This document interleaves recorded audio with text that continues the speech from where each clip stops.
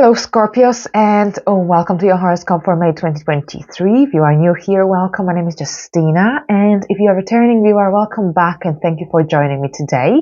So here in today's video, I'm going to discuss the main events happening in May. I'll tell you how they will influence your zodiac sign on a deeper level. This forecast is most accurate for your rising sign or ascendant sign, and some people also like to watch this kind of forecast for their sun sign or their moon sign. However, prioritize your rising sign if you can.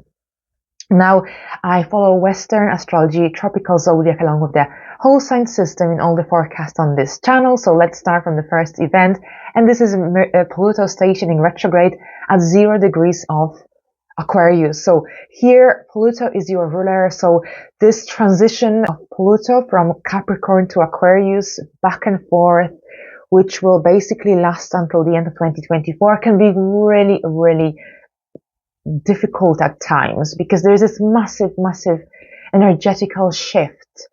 And since this is your ruler and you experience things on a deeper level, much deeper than other signs, you might find that you're experiencing a sense of crisis at times. Things are not working out and you don't know why. But here, basically with Pluto in this very private area of the chart, the 4th house, and also retrograde at this point. This retrograde will last from the 1st of May until October the 11th, and it will end at 27 degrees of Capricorn. It will start at 0 degrees of Aquarius. Now, in Aquarius, this retrograde will last only until June the 11th. At that point, Pluto will yet again change signs, but this time around it will go back into Capricorn. So lots of energetical shifts. And you might feel like things are not working out in your favor. You're running out of time. You feel impatient. There is this sense of crisis that some people might experience. So this is actually quite normal because there's so much going on. And here with Pluto, the planet that doesn't change signs that often, moving into a very different sign and also crossing that degree of Jupiter and Saturn conjunction. This is a massive shift that will affect us on a global scale, individuals as well. Now, Pluto retrograde in your 4th house. This retrograde is very short lasting in Aquarius. So you're not going to experience it this time around to such deep extent or such great extent. You will experience it more in the years to come. But what is this about? So here, Pluto retrograde in Aquarius in your 4th house. This is basically about this massive shift of energy, transformation that you are going to experience on a deeper level in the emotional sense. During this time, you might remember some fears, some phobias from your childhood, from early stage of life. And here, this is basically about closing these chapters, clearing these negative energies or difficult and deeply rooted memories.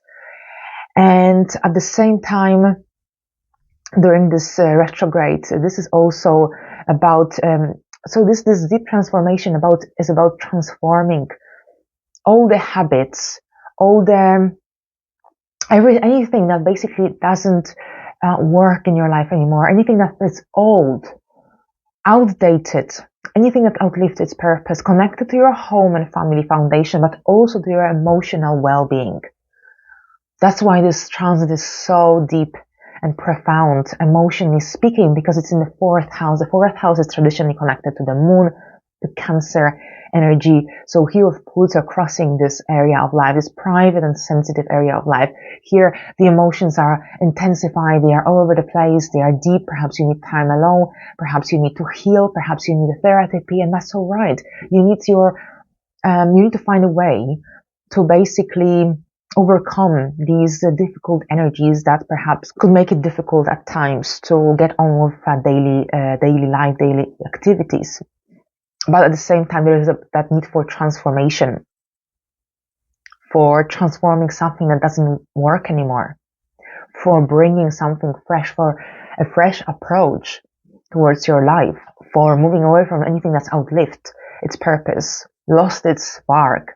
You're moving into the Aquarian energies here with Pluto and Aquarius in your 4th house. So this is very much connected to something fresh and new. But as this happens, it's basically first you need to also restructure this area of your life, face some fears, difficult memories, heal them, move away from them, transform them into something, into meaningful lessons rather than just negative memories. Right, so but as I said, because Pluto will only stay here retrograde for a short period of time, you'll probably experience it differently in the future, in the upcoming years. Now on the 5th, we've got a lunar eclipse in Scorpio at 14 degrees. So here, this is in your sign, something connected to your persona, something connected to your own personal goals, desires. It's coming to completion and needs your attention as well. So this is likely to be a busy time for you, the beginning of May, because here there's a lot of activity either with Pluto or in the sign of Scorpio. Eclipses are generally times when things happen. They tend to accelerate the timeline, and this is basically a continuation of a story that began at the end of 2021, and this series of eclipses is this year coming to an end. At the same time, the solar point is in your 7th house of relationships with Uranus. Mercury is combust retrograde. So this is generally not the best time for making any drastic, impulsive changes, because your judgment might not be clear. You might not be able to concentrate or make important decisions that would have a long-lasting and satisfying effect. So any major changes, decisions, is better to delay them until after the 15th of May, when Mercury is in a direct motion. However, having said that, it looks like there will be something happening as well in your partner's life. So if you are in a commitment, in a relationship, this could be your business partner, this could be someone who is very close to your heart, your husband, wife, whoever it is. There is something also highlighted in their life that will directly impact your relationship as well. Perhaps you're planning a renovation, perhaps you're planning a marriage, a wedding, or whatever it is. There is also this element of surprise that is activated in your partner's life as well. Here with the 1st house, you're more aware of your age, you're more aware of your appearance, of your goals, desires, wishes. A lunar eclipse often is about endings, conclusions, but also something may come into light, something may become clear. There's also something about your friends that could come into light as well, because Mercury here is closely aligned with this eclipse, and it is combust. Perhaps this could be about an end of a friendship for some Scorpios. Perhaps this could be about you redefining your plans for the future and your goals. And also, since this isn't a total lunar eclipse, not everything will be clear at this time. Not everything will be apparent. So you might have to dig further, you might have to find more information, or wait a little bit until you gain that full clarity about the situation you are dealing with. Jupiter will sextile Venus at this point, so that's really positive for your financial area of income, area that brings that security and stability in your life.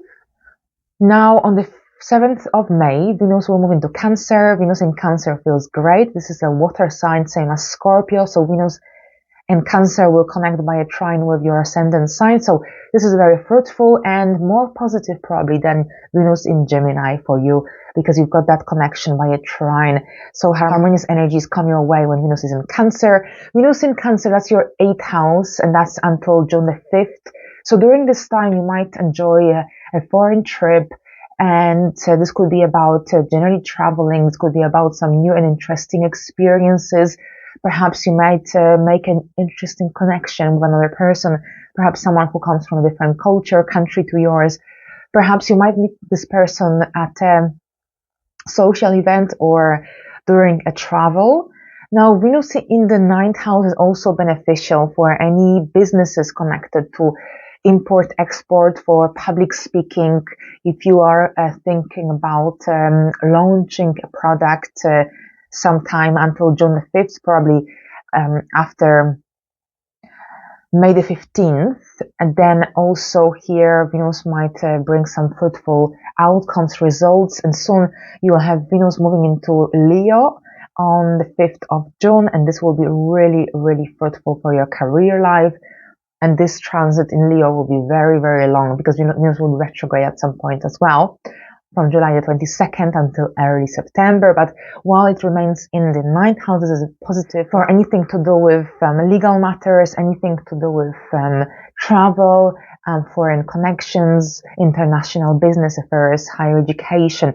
All right, so on May the 15th, Mercury will station direct at 5 degrees of Taurus. So this will improve your one-to-ones. Communication should become much easier if you have to sign any important contracts agreement. Then after the 15th of May, it will be more beneficial for you because Mercury will regain its strength. And overall, this could be also about some major decisions you might make with your partner around this time, around the 15th. Or perhaps your partner might surprise you with some a new idea. So whatever it is, when a planet stations retrograde or direct, this is usually a crucial time when things happen. Information is exposed, decisions are made, and so on. So definitely keep this date in your diary.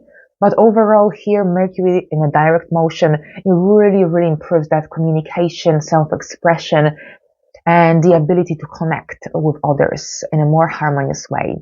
Now, here on the 16th, Jupiter will move into Taurus until May the 25th of 2024. And this transit will be in your 7th house. So here the relationships, one-to-ones are illuminated. Often with Jupiter in the 7th house, Jupiter helps to attract the right people into our life. So you will likely increase your connections. And this could be business connections. This could be a new friendship. It doesn't mean that you will kind of suddenly have a massive circle of new friends, but it could be that it could be a few people, but really, really quality connections with like-minded people who could help you to get back on track and follow your path, follow your life path. And they could influence you in a positive way so that you could experience a sense of growth, satisfaction, life satisfaction especially. Now for some Scorpios, especially since we are going to have this eclipse in Taurus in October, well Jupiter is here as well. For some Scorpio rising might get married, might attract the right partner into their life as well, life partner. So here marriage or a new connection, a new life partner could be the case. Now on a different level here, this could be also about international business affairs because Jupiter is connected to anything that's foreign. So perhaps you might also form a connection with someone who is a foreigner, someone who comes from a foreign land, a foreign country, for example. Now if you are in a long distance relationship, Jupiter in the 7th house could indicate that you will be traveling quite frequently to visit your significant other, or vice versa. So here, yes, so this is also about professional life growth in professions connected to counseling or therapy, generally one-to-one. So these one-to-ones, there is also expansion in this regard. All right, so that's here Jupiter. Now on the 19th, we've got a new moon in Taurus at 28 degrees.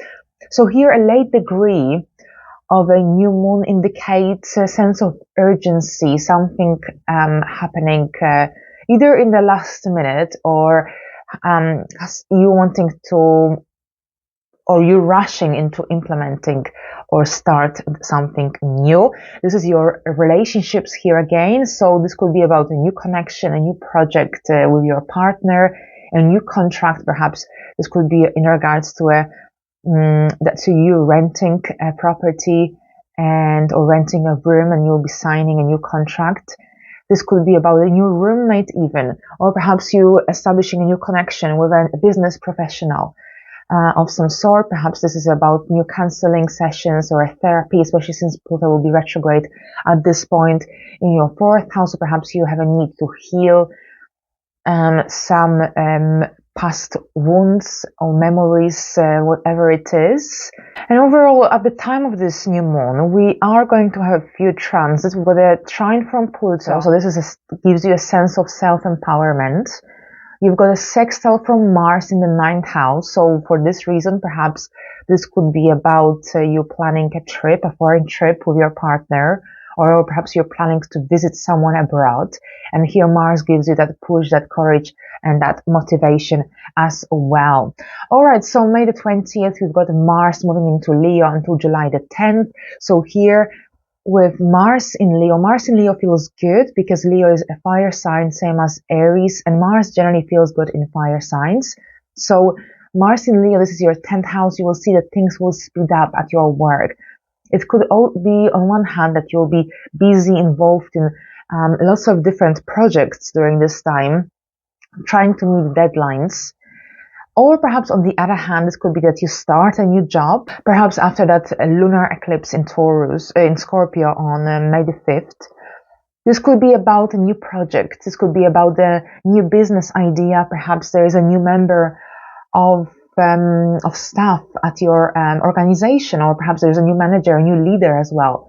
Mars is connected to masculine energy, and perhaps this could be about you also having to train a new member of staff, or perhaps it could be about several meetings with your superiors, bosses, managers. Perhaps you could be a leader of a certain project as well, and this could be a really interesting opportunity for you. Venus will follow and will join Mars in this house after June the 5th, so this will be a pretty fruitful time of opportunities, things moving forward for you as well. But overall, Mars in the 10th makes you really ambitious and confident, so it's essential to also control that this fiery energy, because you might also get into conflict with your either with a parental figure, bosses, superiors, authority figures as well. But overall, with Mars here, things move up very quickly. Mars gives us that motivation, confidence, as long as we use it to our own benefit without upsetting others. So here we go, Scorpios. Thank you very much. I wish you a pleasant month, and until the next time, bye for now.